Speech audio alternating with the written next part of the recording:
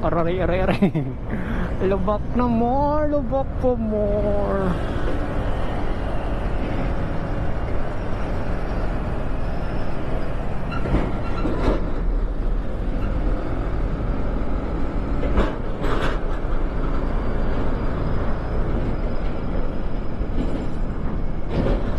Grabe yung lubak dito.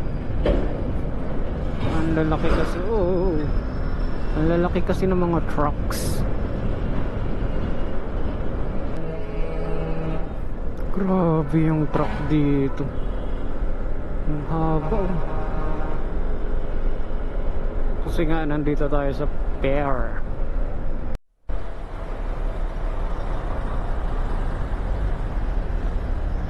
Nandito tayo guys sa pier. Kaya ganito ang ating mga nakakasabay. Puro mga trailer truck.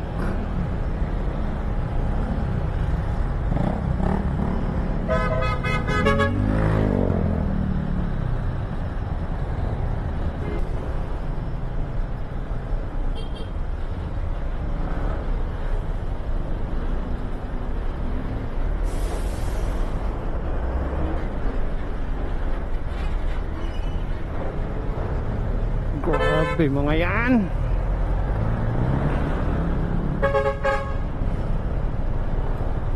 Bakit ba? Ay, kaya pala eh. Bottleneck. Grabe oh, puro mga trailer yung mga kasabayan mo. Oh my god. Nakakatakot siya. Trailer sa kaliwa, trailer sa kanan, trailer sa harapan, trailer sa kalikuran. Kailangan magaling ka dito pumuesto. Hindi ka pwedeng pumuesto dito ng alanganin. Kasi baka di ka makita eh. Okay ah. Ayun oh. Grabe yun oh. Nakakatakot. Kailangan malakas busina mo dito. Malakas busina mo, malakas ilaw mo, malakas loob mo. Grabe. Oh my god. Ayan, nakalusot na tayo pero hindi pa rin. Pero pa rin. Oh my god, oh my god. Kanan tayo. Tara. Oh, stop. Buti na lang. Liligo sila doon. Babalik din sila. Ayun yung Luneta guys. Sa Luneta na tayo. Yung mga kasabayan natin oh.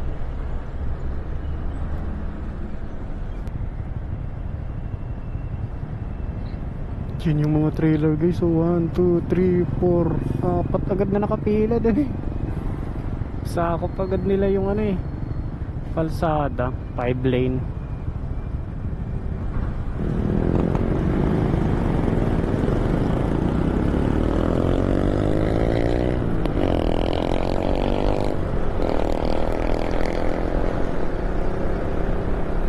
Luneta Park guys.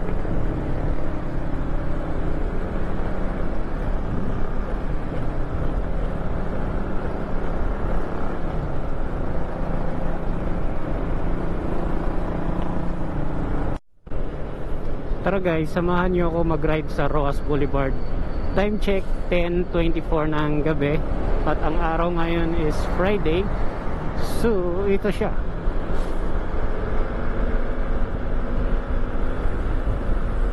Roas Boulevard Gaming. Galing tayo sa Pier number 4 at pauwi tayo sa General Trias by Roas Boulevard.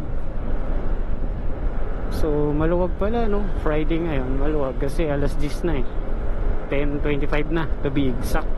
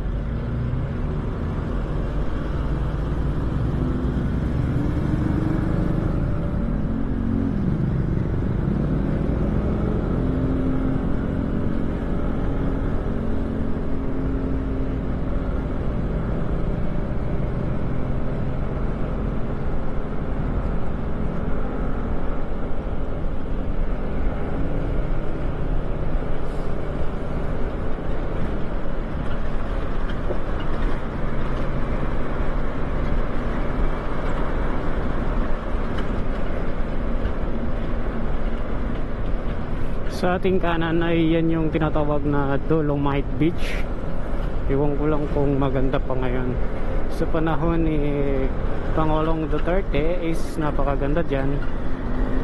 At siya yung gumawa ng Dolomite Beach sa panahon niya. Hindi ko lang alam ngayon kung natuloy ang pagpapaganda. Alanganin ako sa Aerox na to ah. Iba yung ano niya, pwestuhan.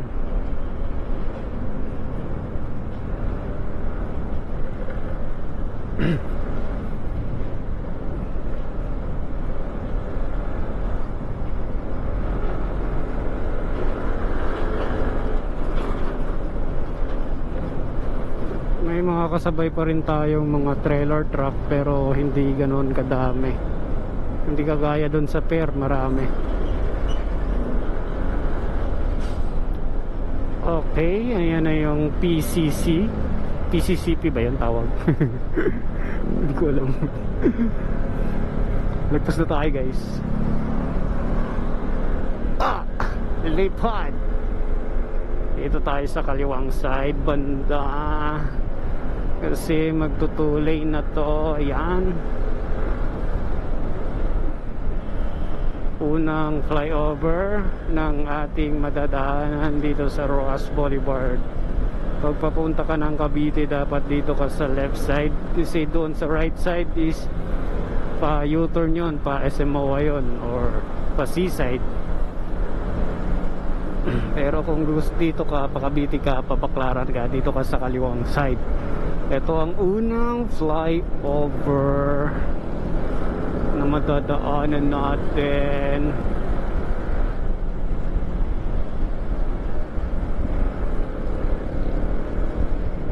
Yun o, flyover gaming.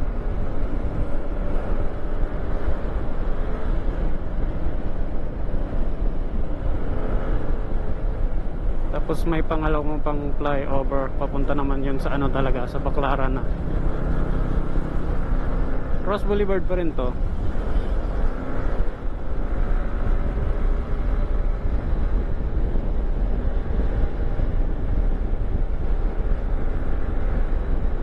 Sarap gamitin ng Fecon.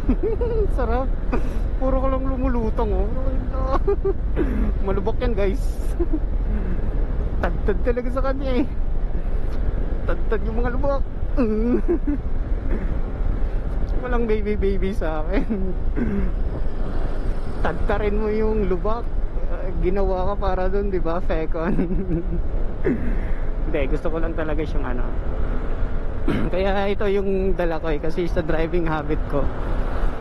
Totally, yun siya eh. Doon siya ginawa para sa adventure tsaka sa off-roading.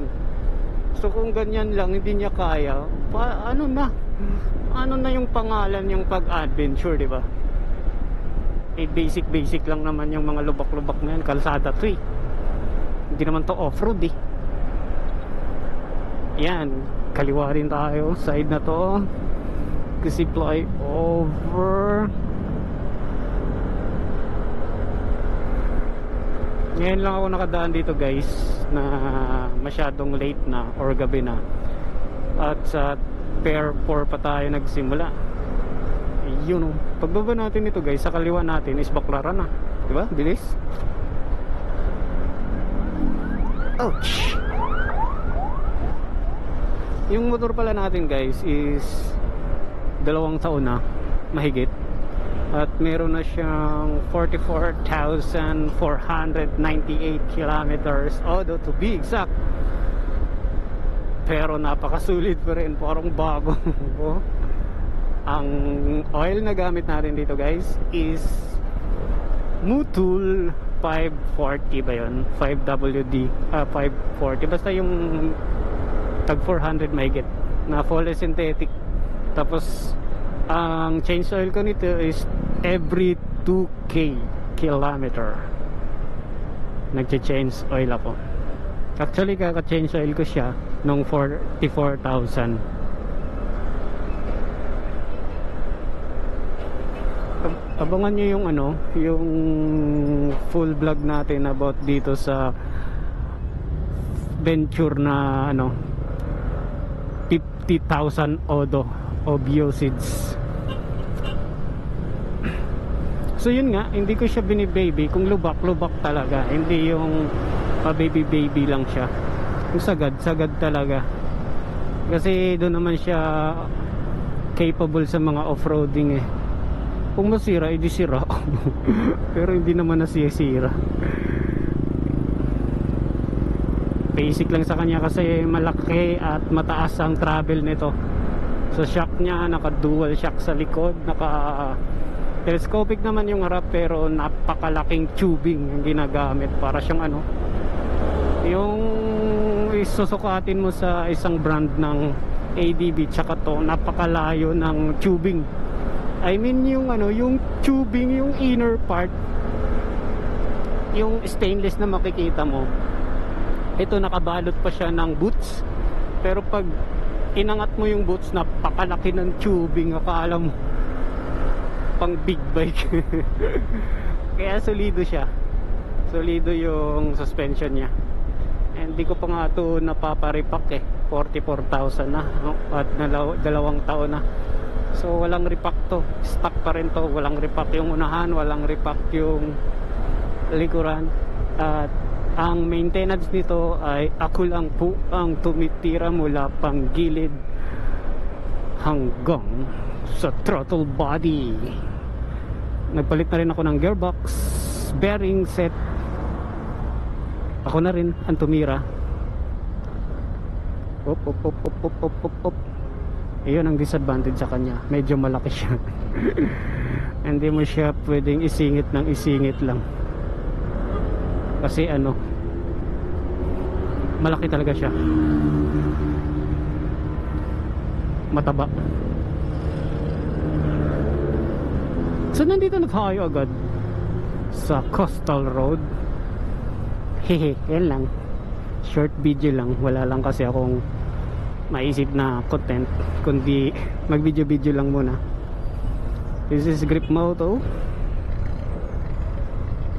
Meron pala kaming ano,